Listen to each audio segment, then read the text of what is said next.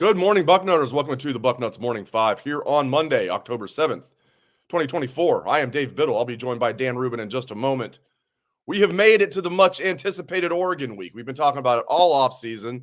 You know, we were saying it's basically a 3-game regular season at times during the offseason. Then they said maybe if we're being nice to Iowa, we'll say it's a 4-game regular season with Oregon, Penn State, and Michigan. Well, I don't know that last game. I don't know how much of a close game that'll be, but I don't know how Michigan is still ranked. Topic for a different day, but it's a lot of stuff for Dan and I to get into. We're going to heavily focus on the Oregon matchup. Ohio State is favored by 3.5 points. We're going to look at the updated odds to win the national championship. Ohio State is still the favorite to win the national championship, and their odds have increased. So what a chaotic weekend in college football. And Buckeyes are I just can't wait for this game Saturday night. I'm sure all of you are like that. I also can't wait to tell you guys about Factor Meals. Hey, we don't have to wait very long. Seriously, I love Factor Meals. This time of the year, it's really tough. This is like by far my busiest time of the year. And, you know, I like to eat nice meals at home, you know, but sometimes I feel like I almost have to like go through a fast food place just to get a food real quick because I'm always on the run. With Factor, you get high quality meals that are ready in 2 minutes in your microwave. You know, blackened salmon, all kinds of chicken meals, filet mignon, shrimp, all that good stuff. How's that possible? Because it arrives at your door fresh. You put it in your fridge. It's never frozen. You pop it in your microwave. It's ready in 2 minutes. These are not the microwave meals we grew up with. High quality, ready in 2 minutes. We can get you guys a good deal. Head to factormeals.com/Bucknuts50. Use code Bucknuts50 to get 50% off your first box and 20% off your next month. That's code Bucknuts50 at factormeals.com/Bucknuts50 to get 50% off your first box plus 20% off your next month. So get some of those nice meals in there, pop them in there ready in 2 minutes. I'd throw some smoothies in your order too. Those smoothies are good. Dan and I, when we got some of the comped boxes that they sent us, they sent the smoothies, and our kids drink those smoothies. My kids and his kids separately, we were like, we didn't even get to try more than one smoothie because our kids just destroyed all the smoothies. So throw some of those smoothies in there as well. All right, let's bring Dan Rubin in here. Mr. Dan Rubin, good to see you on a Monday as always. How you doing? A little bleary. I was up late, but yeah. It all worked out. It did, yeah. It works out when your team wins. We're not going to talk anymore. We can talk about the Cowboys. We're not talking about anything else. No. Let's just move on to a team that deserves to be discussed. Buckeyes favored by 3.5 at Oregon Saturday night, 7:30. This is going to be so much fun. Oregon's not quite as good as I thought maybe they were going to be, but they're still really good, and I'm sure they've been holding stuff back. I'm sure Ohio State's been holding stuff back.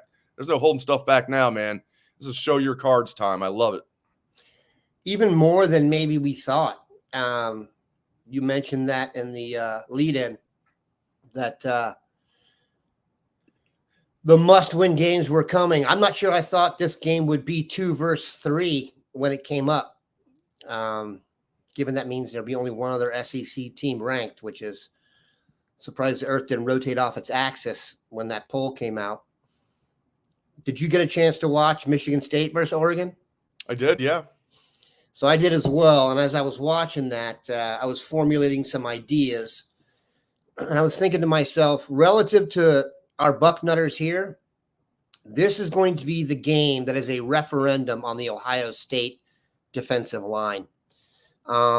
This is going to be a referendum on the defensive line rotation. This is going to be a big deal for that group because if you watch them, I think a lot of teams, when we play them, go to a quick passing game. They do a lot more RPOs than they maybe would have because they want to keep – I mean, if you look, every quarterback that they face so far has taken at least 1 or 2 monster hits and the balls come out. Monster hits. Like you can make a nice little highlight film of just the times they've been hitting the quarterback, which lends itself to the idea that, yes, you can make some plays in the passing game. I think the days of just being able to shut out a really good team are probably toast. But you got to make these guys pay for it. And Dylan Gabriel is not a big human. And you got to knock the stuffing out of him. There's plenty of terms you can use for that. So this will be a referendum on the pass rush. If he's allowed to sit back there and throw, he's going to complete passes. Okay. I don't care who your corners are. If he has enough time, the way their scheme is set up, he's going to get some completions. So almost, I would say this, they're going to get their share of plays. You have to really punish the quarterback and punish the receivers. One of the things that Ohio State's done a really good job of so far, even the drives that have gone the length of the field, most of them have had a turnover in there or a turnover-worthy play in there. So that's got to be a priority. I will say this about Oregon. Their offensive line is really good between the 20s, but they struggle to move people inside the 20s. So that leads me to believe, and I'll get some more expert view on this, but they're scheming you up between the 20s. They're not pounding you. They're angling you. They're giving you choices. When they get inside the 20 and they have to push you, their offensive line, I don't think they can do that. So I realize they're going to give up their share of plays. This is also, I think, going to be one of those things. It's going to be a red zone game. Bend, don't break, however you want to call it. No 4-point plays are going to be key. You know what I'm saying? You can't give up touchdowns. And then offensively, I mean, you saw what happens. You're not the number of possessions in games. We started talking about this last year when the rules changed. They go down. If you fumble or drop a pass in the first half, you're not getting 25 points, 28 points. Ohio State's offense moved the ball fine, I thought, in the first half. They just had a fumble and a couple, a drop or two. Can't have that. Can't have a fumble in the first half. Can't have drops. And the reason I say drops to me are the most underrated negative thing we go through. There's a script going here of how they want to do things. The drop sets you back. You can't play behind the chains against a good team. So what else did I write down? Yeah, you can't be consistently behind the chains. As long as they execute and play smart football and don't shoot themselves in the foot, very confident. Very confident. What was Ohio State really bad at offensively last year? Because they were good at a lot of stuff. I'm not talking about Kyle McCord not being able to run the ball. I'm not talking about something. But, like, as an offense, what were they bad at? Red zone, specifically inside the 10. Yeah. So, really, I mean, really, anytime they had anything and goal, first and goal, second and goal, third and goal, fourth and goal, they were one of the worst teams in the nation.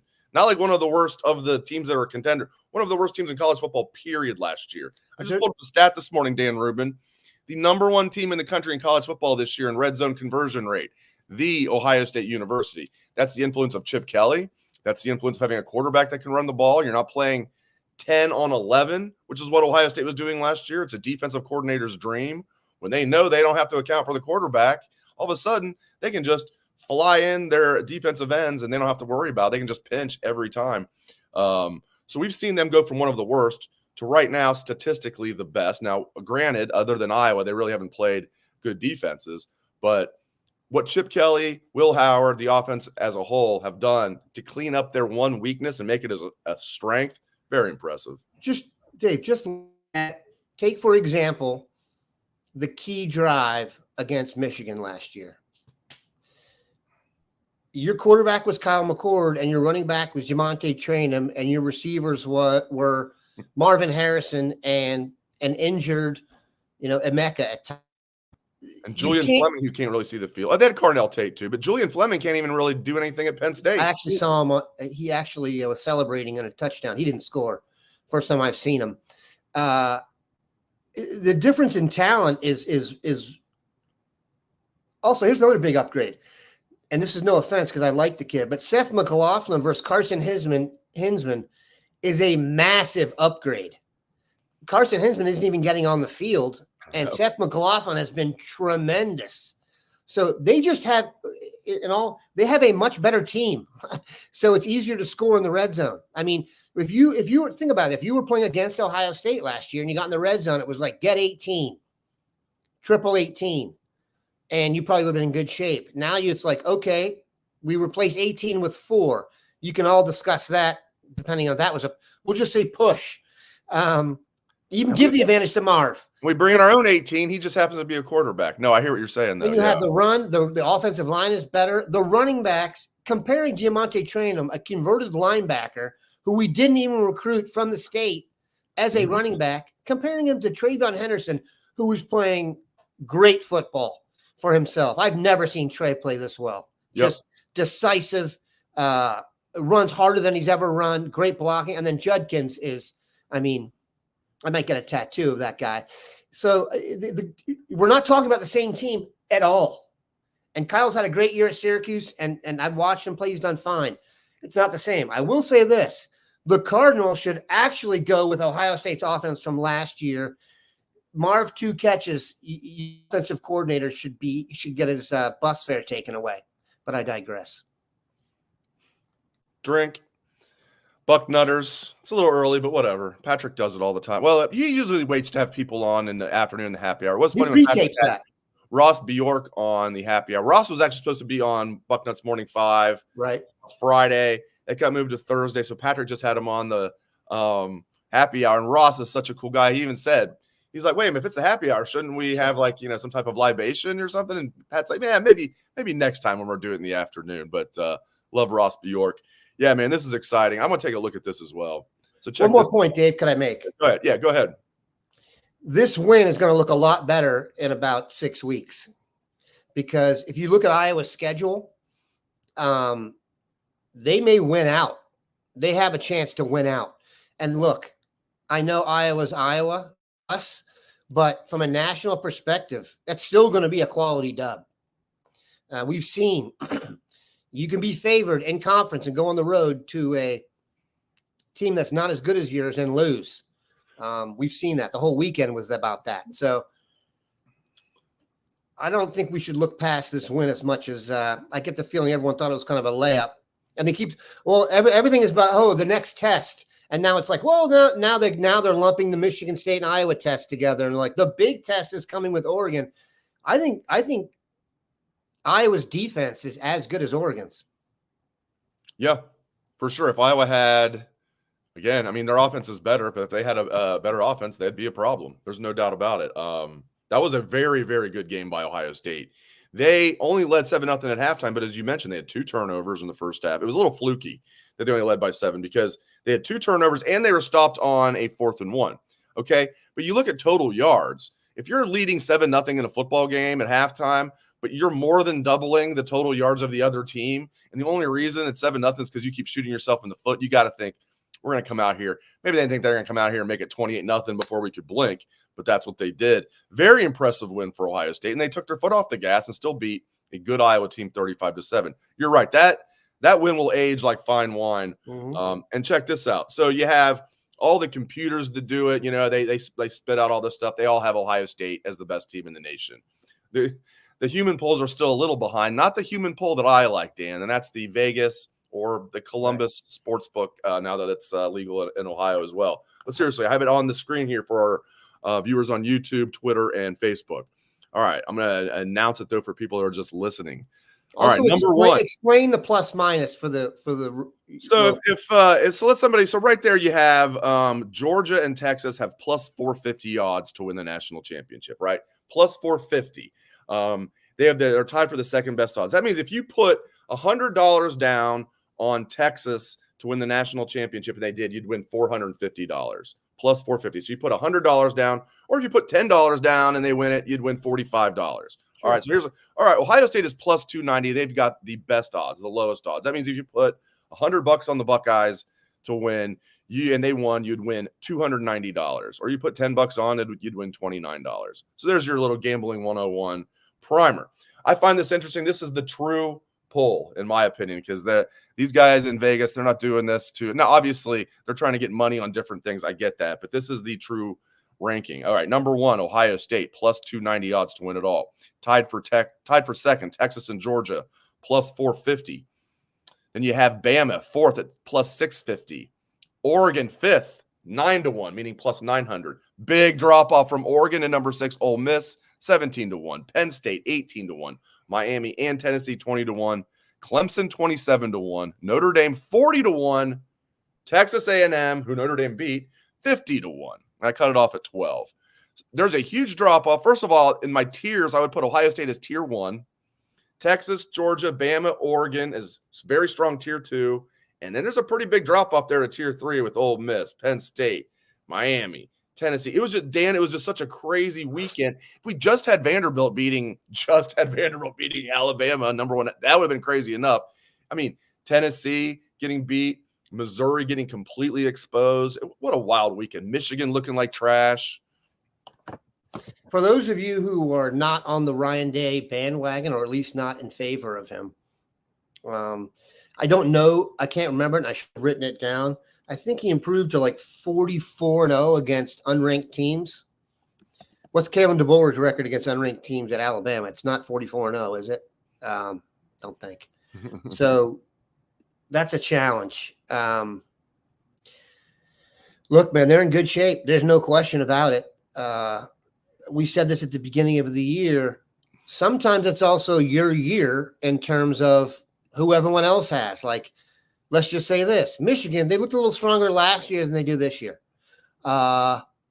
You have years where you're set up, like the year we were going to go to the championship game that we got screwed, still would have had Joe Burrow and LSU waiting for us. So it's good. This looks like it's going to be a good year to have a great team, in that I don't see another juggernaut out there. And I love Ohio State's depth, so that they have a chance to, I think, rock it out. But look, this is going to be a great week. It's going to be a hyperbolic week.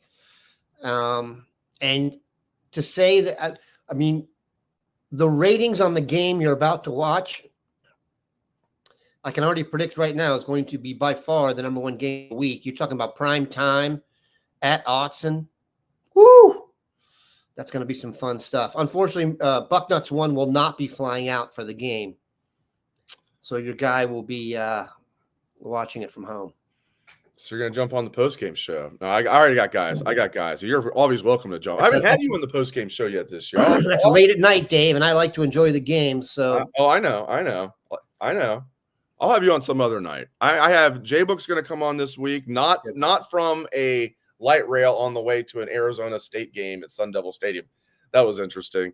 A little loud. So we had J-Book briefly on what we learned live after the Iowa game. We're going to have J-Book on again this week, and we're going to have Heater. And then I'll have my boys live from Autzen Stadium, Steve and Pat. So that'll be cool, what we learned live. I just love that we're this time of the year. All the lead up, I mean, the opener is fun because it's the opener, but it was Akron and it's Western Michigan, and Marshall was a step up from them, and then Michigan State was a step up from Marshall, and then Iowa was a step up, and here we go, baby. Here we go. But as you understand, that Iowa game is not to be overlooked. That was a very, very good performance from Ohio State. Even, I talked about the first half yards, even after taking their foot off the gas, Ohio State almost doubled Iowa's total yards. And that's after Iowa got a junk touchdown with Caleb Williams, writes check, but can't cash, Hall of Fame, gets one quality run the entire game against the varsity. They put the freshman team in there. He got that cheap touchdown. Very, very, very good win for Ohio State. Yeah, I mean, the look on his face, too. He didn't even look that psyched. He knew it was against the second team. Yeah. I do want to point someone out, though. And I had hoped this was the case. I've been watching a lot of film, trying to get stuff, help mark out with Buckeye in the Sky and stuff like that. And a lot of the plays that we were seeing on defense that were good, Sonny Styles was getting like a hockey assist on the play. Like he was coming up and making the right play and forcing it. And I know Sonny is kind of a polarizing figure.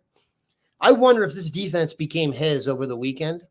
At halftime, I don't know if you noticed this, he was jawing with Caleb big time. Okay? Oh, yeah. And then the first play of the second half, he crushed him. Do you know what he said to him? I don't know what he said to him. You know what's up? Well, I'm pretty good. I think, and we have to go back. I think my wife laughs at me when I say this, but I seriously think I am. I'm pretty good at reading lips and have been for a long time. I'm pretty damn sure Sonny said, "You ain't good enough to play here," as they're walking off the field. I was like, damn it. And Johnson's chirping back at him and he's like, "No, you're not good enough to play here."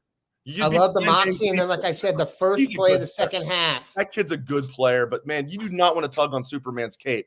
Poke the bear, whatever cliche you want to use, man. He's a stud, and he played. I think he flashed more. Sonny did, so we saw that. But yeah, talking smack, I get that happens all the time. But Sonny kind of stepping forward and look, the best case scenario for this team is this becomes his defense. Okay. Yeah, buddy. I'm serious. A guy in the middle who can do anything and really is going to be the best athlete on the field. He played safety. He played like the hybrid Cade Stover position in high school where they put you 15 yards behind the ball and they're like, no one's getting past you and you just do what you do. So he's getting adjusted. He's been moved around a little bit since he's been here. We need to be a little more patient with Sonny. And I realize expectations for him to come in and be, a superhero from day one. He's getting more superhero-like. And like I said, Dave, when Sonny hits you, you're going down. There's a difference. There's a difference when some of these guys hit you. You can just tell. You can see it in the NFL. There are some guys that when they get a shot on you, you are going down. It's like 4th and 1, and you see the guy about to get the first down. This guy hits him, and all of a sudden you're like, wait a minute. Physics entered, and they went straight down. It's no first down. That's Sonny. Lathan as well. Yep. Once all these things. Lathan hits you, you stay hit. Yep. Sonny, it's encouraging. Very encouraging. Sonny, it's we've been saying his future's so bright, and we're seeing that. His future's so bright, he's got to wear shades. And I know where you can get some. I know where you can get some. Gter, great stuff. I love Gter. In fact, I had, I love these. Operation Blackout, as I said. Of course, as I am wont to do, I lost them within a month or two. So I went and then just bought 2 more pair. I was like, they sent me the one free. I'm not going to bug them. Be like, can you send me another free one? It's like, it's $25. So I bought 2 of these, one in my car, and I have the backup down here for when I inevitably lose the other one. But that's the great thing about Gter. The sunglasses look good, feel good. And if you happen to be an idiot and you lose your sunglasses a lot, you're not out $200, you're out $25. I prefer that. I prefer losing $25 if I'm going to be an idiot as opposed to losing $200. They also have a 1-year warranty. You have to actually have the sunglasses. You can't lose them. It's hard to break these, though. That's one thing I've been good at. These are hard to break. They're really, really good. 30-day free warranty, no slip, no bounce. They're all polarized. Perfect. If you want to support our show and try a pair, Gter is giving Bucknuts Morning 5 listeners free shipping. You can go to Gter.com/Bucknuts. Use code Bucknuts for free shipping. Gter offers 30-day money-back guarantee and 100% satisfaction. Again, that's Gter.com/Bucknuts. Use code Bucknuts for free shipping. Really they do track that. So if you guys go in there and get something from Gter and put the Bucknuts code in, you get your free shipping. Then they track that, and that's why they keep coming back as one of our sponsors, because you guys are awesome, and we appreciate that. Bam. They're cheap enough. You should just buy 2 pairs at the start. That's what I did. That's what I did this time. I would get more than 2. That's why I was like, I'm just getting 2 of these. Better believe it, man. My daughter, my daughter was like, "Oh, you bought me sunglasses?" I'm like, "Yeah, you would think, but these are actually mine." So, Dan says, "Hope Styles keeps playing well, but hope OSU stops taking kids that skip their senior of high school ball." I'm not sure you've seen the top defensive tackle in the country has reclassified, and it's not going to play his senior year. Dan, we want him. Come on now, buddy. That's the thing. It's like, I'll go back to Quinn Ewers. I know for a fact, and I know you know this, and probably everybody that's listening to the show, watching the show knows this. Ryan Day was not a fan when he got the call from Quinn Ewers and his family that, hey, we're going to reclassify, we're going to enroll in August. He was like, what? Like, we're good. Like, we've got a full house of quarterbacks right now, like future NFL studs that are playing for us right now. We're good. How about you just do your senior year of high school come next year? He's like, no, that's not what I'm doing. But here's what you're not going to do. Even if you're against it, as the head coach, you're not going to say, no number 1 overall recruit in the nation. We don't want you because we don't like that philosophy. I hear what he's saying. Sonny probably didn't need to reclassify and be a 17-year-old kid, but maybe now we're seeing he's reaping the benefits of that, the rewards, because he was able to knock off the rust. He was able to grow into his body. Yeah, he should be a sophomore right now, but he's got all that experience under his belt now, albeit at safety, but at the collegiate level, at the speed of the game. And maybe, I know it's one game, Dan, but I'm excited. Maybe Sonny Styles is coming of age right before our eyes. I hope so. I definitely think that's happening. I said it before. There will be some evidence of this on Buckeye in the Sky when Mark Porter does it. So we don't get to see everything. we do get to see everything if you have the all 22 and you go through slow motion and look at every play. But there's some details in there. I want to get back to one thing you said here because I have a digression I think everyone's going to like. You were talking about our quarterback, Quinn Ewers, the depth chart. Would any of the 3 quarterbacks Michigan has played this year crack Ohio State's 5 deep? That Michigan has played? Jack Tuttle. They've played. Oh, I thought you meant Davis Warren against. I'm like, yeah, Quinn Ewers would. Even no. Any of the 3 quarterbacks that have played for Michigan this year, Jack Tuttle, Davis Warren, and Alex Orji, would they crack the 5 deep? We're lucky Aaron Nolan's not at Michigan right now as a raw, true freshman. He would be by far their best quarterback. I don't think that's hyperbole. Aaron Nolan would be their best. Now, they do have a true freshman there that's talented, Jalen Davis, who they, for some reason, don't want to play. Jaden Davis. Yeah, they're redshirting him. Jaden Davis. But I get that. But, like, dude, if you're Sharon Moore, do you really think you're going to be there 5 years? Like, I don't know if you're going to survive this year. Well, maybe he's not ready. But, like, I think Aaron Nolan would be their best quarterback, right? That's how, I mean, Air actually, I thought, looked good in the spring game. And that's why I brought it up. He just happens to be at the most loaded quarterback room in the country. I think Lincoln Keenholz, I know he looked bad in the Cotton Bowl, but, man, that wasn't his fault. He was thrown into a situation that wasn't even fair with a terrible offensive line with Enoch Vamahi out there just letting everybody come through like he's a matador. Matthew Jones playing out of position. That was just an absolute mess. I think Lincoln Keenholz would be Michigan's clearly their best quarterback right now. It's so funny how bad they are, man. They're atrociously bad. They've played 3 quarterbacks by choice. There's no injuries. How many other has any other team in the country done that? Just 3 quarterbacks, just like you try it. No, you try it. No, all right. You walked on. No one told me it was a walk-on. You try it. You can't pass. All right, let's put the other guy in there. You're not good? Okay. We're going to lose at Washington in front of everybody. Spider Silver saying, don't put that out there, Dave. I don't know. The rules of college football, maybe he could. Maybe he could just take an Uber right now to Ann Arbor and be their starting quarterback. I don't think he could. I don't think Air would do that. But I don't think. Here's a good one. I mean, it doesn't matter. It is funny, though. Christopher Sowers, how is Michigan still ranked? They're ranked 24th. It doesn't matter. Now, if you're a Michigan fan, take a picture. I'm not even just talking about the rest of this year. It might be worse next year. You're losing guys that are actually going to be like high draft picks. They don't have the depth this year, but they've got some high-end talent. They're going to lose Mason Graham, Kenneth Grant, Will Johnson, Loveland. The few quality high-end players they have, they're not going to have next year. It could get worse. You better take a picture that you're ranked. It's going to be a long time before Michigan's ranked again. Trust me. They should not be ranked right now. How is Michigan ranked? We know how. It's because they're the defending national champion, asterisks. That's why. But they shouldn't be ranked.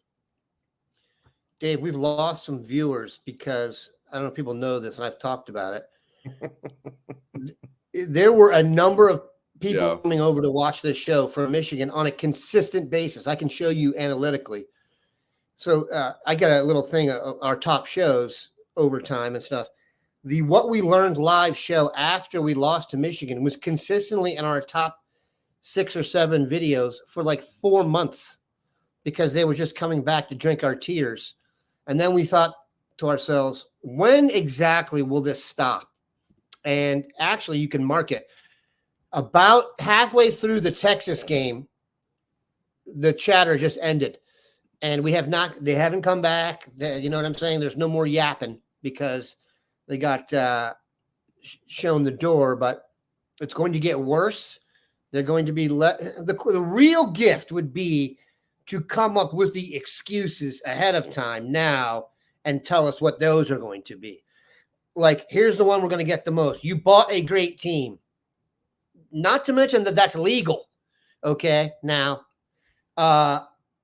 it's also a kind of a misnomer. The guys, most of the money spent on Ohio State's team is guys coming back. The transfer portal, they took 9. We took 7. How's that working out? So it's going to be an enjoyable ride down, but you're going to get a lot of rationalization. And I know there's been people offering to pay to get a quarterback. What do you think has been going on since the NIL started? He just did it publicly. There are people behind the scenes. There are wealthy people at Ohio State behind the scenes who've been doing this already and just haven't tweeted about it. So that's Dave not Portnoy. Dave Portnoy. I mean, you got to give him credit. He bought his own company back for $1 after ESPN decided to not go with Penn Gaming and start their own. No, they went with Penn Gaming instead of being in with Barstool. So he got his company back for $1. Rich man. But man, listen, Dave Portnoy, you're going to buy a quarterback. You should have got out ahead of the curve. You should have got out ahead of the curve during the offseason. It's going to be too little too late, man. It's already been happening. And reality is finally set. It was starting to sink in. If you go on their board, it is set in. And as you mentioned, the excuses have already started. Well, you can't be a juggernaut every year. It's like, really, that's your excuse? You can't be because you guys sucked for 17 years and you had the 3 years. Now you're back to sucking. What happened during those 3 years? Was there something that happened? I don't know. I feel like there might have been, I don't know. I don't want to say a scandal or cheating or anything that's going to get them in trouble. It just feels like something changed after 2020. And then now it's back to normal. And I can't put my finger on it. Oh, yeah, I can. Yeah, I can. Great stuff. The history books will get the benefit of hindsight, of course. Look at a 20-year sample size. There'll be a few years that stick out. I'll just say that. Great stuff from Dan Rubin. Really appreciate it. Dan will be with you tomorrow with Dean and Poobah. Oh, of course, every Tuesday. Got some good stuff coming too. Yep. Sometimes those guys will be out of the country scouting the next great. Mark is often on the road. We're gonna have some good stuff this weekend though, because had some good visitors, and then those guys were out on Friday night, so they saw the best of the best in Ohio. You'll get some more of that, and then we'll have Buckeye in the Sky, some highlights from that for sure from the game. I think there's 13 plays on there this week, so Mark is great at diagramming. I learned so much from Mark's first one about one of our wide receivers spread out wide was ineligible because he was covering up the line, and this guy's got to. So Chip's working his magic, and it takes Mark a little bit of time to unweave that, but it's fun, and we are looking forward to it. And we are looking forward to the kitchen sink coming out this week because we're going to get it, by the way. Yeah, buddy. As will they. Great stuff from Dan. Appreciate it, Dan. Thanks to all of you. We appreciate that very much. Hope everyone has a great rest of your day.